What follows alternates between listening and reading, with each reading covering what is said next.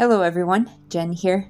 As we're approaching the finale of Shogun, I have to say this show has totally met my expectations. I'm so happy to have checked it out as a fan of Japanese culture and history, and I strongly recommend anyone into grounded drama to check it out, even if they may be unfamiliar with Japan. This week, we've come to our penultimate episode of the series, episode 9, titled Crimson Sky, where we finally learn the meaning of this enigmatic phrase. This episode was all about Anna Sawai and her performance as Lady Mariko. Huge spoiler warning for this one, considering what happens. Please be warned not to see this video if you haven't seen the other ones already. Well, it seems our cast is taking turns with stellar performances. Last week was Hiroyuki Sanada's time to shine, and this week it was Anna Sawai. I think both have carried this show, and they have a legit chance to win Emmys next year. Now, I wonder if Cosmo Jarvis will get his big moment in the finale. That'll blow everyone away. We'll just have to see. Even though the story started from John Blackthorne's perspective, it's really become a story about Lord Toranaga, so I think he may have the final say. Anyways, looking at the episode at hand, Lady Mariko's arc has come full circle. She started out depressed and longing for a purpose other than to end her suffering. Then John came along, who gave her a respect and warmth she hadn't felt from any man before, and became captivated with him. She struggles with her current state and haunted by her past, but when she is given the opportunity to make the greatest sacrifice for the future of Japan, she takes it willingly. Now, she's in Osaka, ready to be the secret weapon of Lord Toranaga. I had said last week that I thought she would position herself for an assassination attempt. Well, she doesn't exactly do that, but her actions have a similar outcome. She assassinates the reputation of Lord Ishido to expose his treachery and his tyranny. Lady Mariko's defiance of the regents must be uncharacteristic of women of that day, but it goes to show that she had every intent to die at the behest of Lord Toranaga's wishes, and she wouldn't have regrets. When push comes to shove, she'd go as far as to walk the edge of the cliff in her defiance. And John and Lord Yabushige can only watch in shock, for they don't know her true intentions. In the end, Lady Mariko decides to make the ultimate protest by planning to kill herself at sunset at the Crimson Sky. This was such a fascinating scene in more ways than one.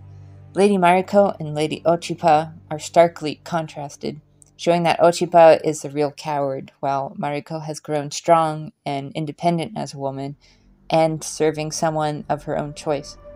Nobody helps Lady Mariko leave Osaka with Toranaga's family, so she decides to go through with her vow of vengeance. The surprising part here is that, due to her Christian faith, she is uncomfortable with it being a suicide, since that would mean she's damned to hell, according to the Catholic tradition. No Japanese Catholics come to her aid, so she sits there with this harrowing feeling of what her sacrifice for Toranaga is going to mean. However, it's John Blackthorne who makes one of the most extraordinary acts of love I've ever seen in cinema or storytelling. He who has been in love with Mariko all this time will allow her peace of mind and volunteers to execute her. Mariko herself is overwhelmed by this moment, but the deed is not done when Lord Ishido intervenes. He will not let her become a martyr and disgrace his name, for he still lives by a corrupted form of honor, pretending to be something he no longer is. Ishido lets the imprisoned families free, and Mariko and John finally profess love to each other. No veils of darkness or hiding their feelings this time. In a characteristically Japanese way, no words are needed, only a look and a kiss. If only the episode ended on this sweet note. It turns out, all along, Yabushige had made a pact with Lord Ishido to save his head. He allows Shinobi to come into the quarters of Clan Toranaga to assassinate the insolent Mariko.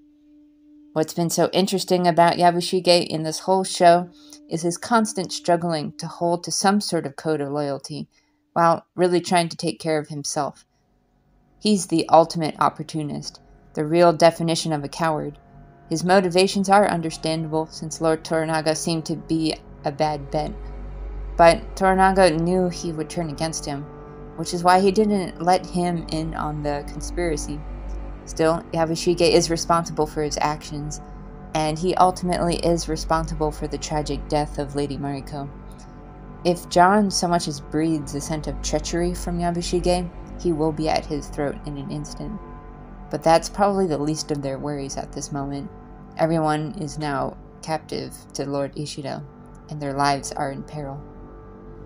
There's one other detail I wanted to point out that I only understood after the episode was over. When John stands in front of the rock garden as Mariko is taking her last rites, he draws a short line into the gravel at his feet.